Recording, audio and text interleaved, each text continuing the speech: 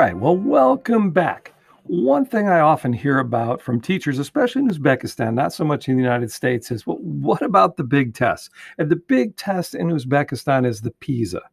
But maybe in your school, it's the SBAC, it's the science exam, it's some other exam.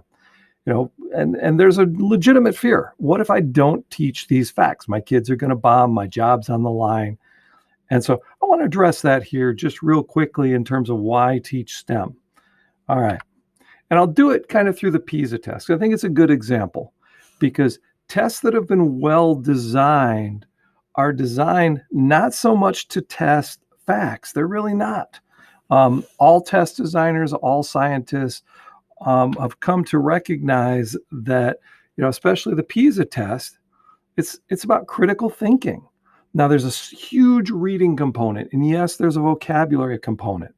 But the challenge is you can't possibly teach your students all the vocabulary that's going to be connected with science, every small little fact.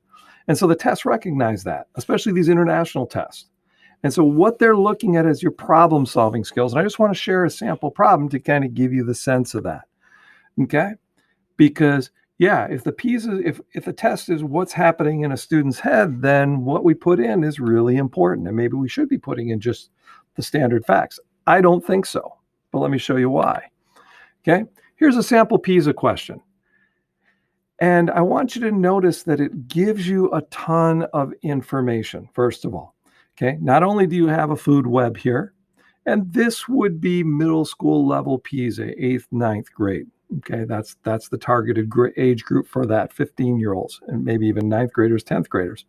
Okay, so we give this information here.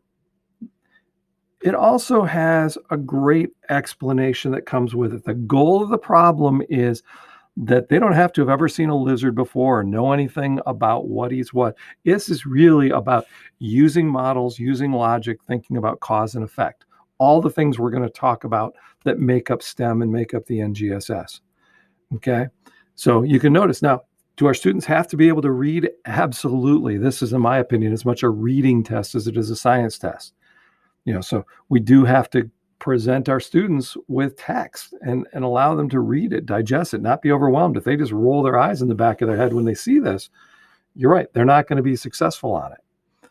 Okay, but here's the questions that arise from this. And that's the Russian translation of that text. Okay. All right. So we look at food web A, 2 animals which have direct intermediate food sources. Which 2 animals are they? Okay, that's the question. So you got a bunch of, and so I'm looking for 3 food sources within this. Okay, same thing translated into Russian for you. Okay, notice what you've got to know is, I've got to navigate to food web A and then understand that, those arrows coming in represent food sources coming in. Okay, nothing I had to know ahead of time. I don't know anything about the parasitic wasp. I don't know anything about the butterfly larva or the beetle. Okay, but I do know that I can interpret that graph, and there's only 2 species on this that have incoming. It's more a logic, it's a thinking, it's a problem-solving situation. Okay, so those are the skills that it's really pulling on. Okay, here's the second question. Okay, now imagine these food webs are in different locations, and we lose a species, the leaf hopper dies out. Which of these predict and explain what effect it would have? And they're just kind of playing. Would it be a bigger effect on A or bigger effect on B? And can our students look and go, if there's multiple food sources rather than a straight line, it's going to have a greater impact. Okay? And when we look at that, we'll see that, the effect there is going to be greater because, look, okay, I've got all these opportunities. Taking the leaf hopper out, all those things below are put at risk. And the others, they can modify and go to the butterfly larva or the beetle. That's the thinking. That's what we're striving to understand here. It has to do with cause and effect. It has to do with systems. It has to do with models. And can you play with all of those? Okay. And so my takeaway is we need to be working with our students on models constantly, interpreting graphs. What does this mean? What is it interpreting? Whether it's in government, whether it's in physics, whether it's astronomy, whether it's biology, whether it's mathematics, all the same. Can I draw? Can I look at that and give information? It's why I start with models all the time.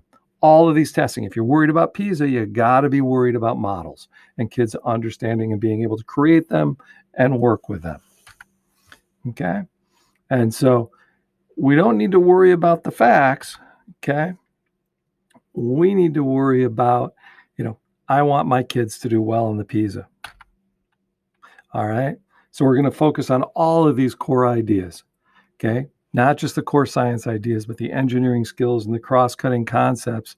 That's what's going to lead to success on the PISA. So hopefully that's another reason I hope you're doing it. All right. Thanks for listening.